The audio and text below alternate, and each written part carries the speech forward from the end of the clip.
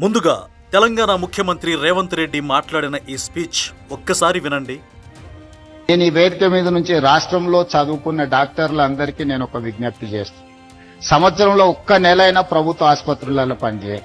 11 నెలలు మీరు మీకు నచ్చిన ప్లేస్ లో మీకు నచ్చిన జీతం తీసుకొని మీకు నచ్చిన లైఫ్ ను మీరు లీడ్ చేయాలి.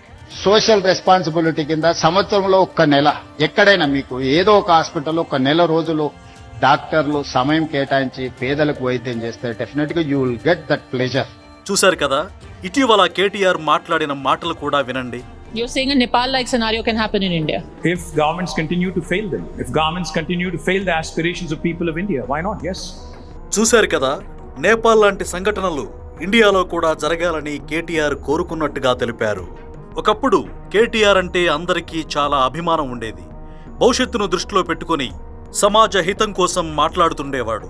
అధికారంలోకి రావడం, జగన్తో వ్యాపార స్నేహాలు, వారితో కలిసి దోచుకోవడం ఎప్పుడైతే మొదలుపెట్టాడో అప్పట్నుంచి పతనావస్థకు చేరుకున్నాడు.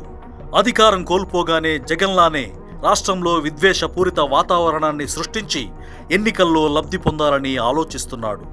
మరోపక్క ఫ్యాక్షనిస్టులమని చెప్పుకున్న రేవంత్ రెడ్డి చంద్రబాబుతో స్నేహం చేసిన తర్వాత ఒక్కసారిగా ముఖ్యమంత్రి అవడమే కాదు, ఈరోజు చాలా అద్భుతంగా పరిపాలిస్తున్నాడు. చక్కగా మాట్లాడుతున్నాడు. రాష్ట్రానికి మంచి చేయాలని, వ్యతిరేకత వస్తుందని తెలిసినా హైడ్రా లాంటి వ్యవస్థను తెచ్చి ప్రజలకు మేలు చేస్తున్నాడు.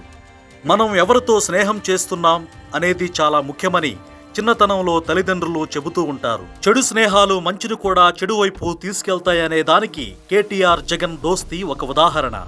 ఎవరినైతే చిన్నచూపు చూశారో, ఎవరితో అయితే అహంకారంతో వ్యవహరించారో ఆ వ్యక్తి ముఖ్యమంత్రి అవడాన్ని ఈ రోజున కేసీఆర్, కేటీఆర్ జీర్ణించుకోలేకపోతున్నారు.